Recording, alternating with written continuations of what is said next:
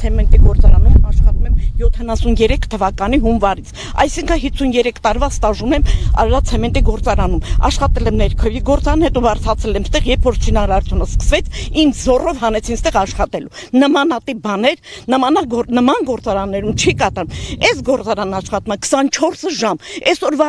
արած էր, որ արեցին։ Եկան ժողովրդի կես արդեն անցել են իրանց աշխատանքին, կեսն էլ մնացել է ստեղ։ Չէ որ էսի հոսքը, աշխատանքային հոսքը գնում ամեն տեղում իր աշխատողը պետք է կանգնած լինի, որ ավարիաներ չստեղծեն։ Էս ինչ արեցին գործարանը, հասանք ժամ 8-ին գործարան եւ գործարանը մի մասը եկել, մի մասը չեկե եւ մեծ ավարիա ստեղծվեց փեչի վրա։ Էսի անելու բաներ, որ լավան մնաց փեչի մեջ, վերջը ոնց ալնելու։ Ես չեմ հասկանում այս պետությանը, չեմ հասկանում։ Ես չգիտեմ։ Այսինքն նաև վտանգ է ստեղծվել։ Մեծ վտանգ է ստեղծվել։ Այո, որտեղ գազ է վառվում, գազ։ Ամեն ժամը վառում 13000 կուբամետրից ավել գազ։ Գազը փեչի մեջ է ու ավարիան ստեղծում մարդ չկա որ տեր կանգնի։ Ոնց կլինի տեն բան։ Բանվորների ոնց կարելի է կայացնել գործարանի դեմը։ Թող մտնեին, թող իրանց մեն ընդունեին։ Տեն այն ինչ այն չէ, օրինական ձև ու գային սիրուն ձևով կանգնեցնեն, ով է բան ասե։ Կամ նախորոք ասեն, որ սեն բան ալնելու մենք կանգնեցրած լինենք, լավան չթողեինք փեչի մեջը։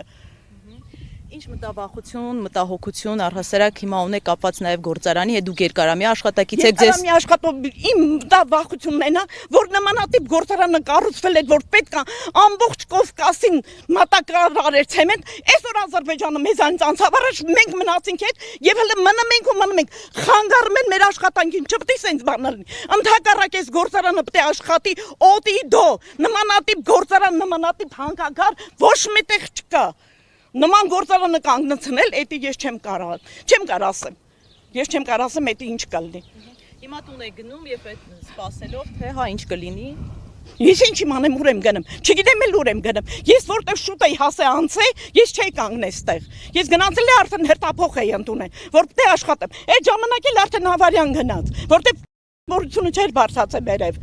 Մենք գիտենք, որ բազմաթիվ աշխատակիցներ ունի Արարատ ցեմենտը, փաստորեն այդ ընտանիքները մնալու են այսպես առանց հացի, առանց ջրի։ Եթե չաշխատի, նաև գյուղատնտեսությունը չի զարգանալու։ Խի գյուղացին կարողանալ իր ապրանքը ծախի, ամբողջ ռեգիոնը մնալու է սոված ծառավ։ Թող մնա, ոնց ալավերդին քանդված, թող էս էլ քանդվի։ Բան չունեմ էլ ասելու։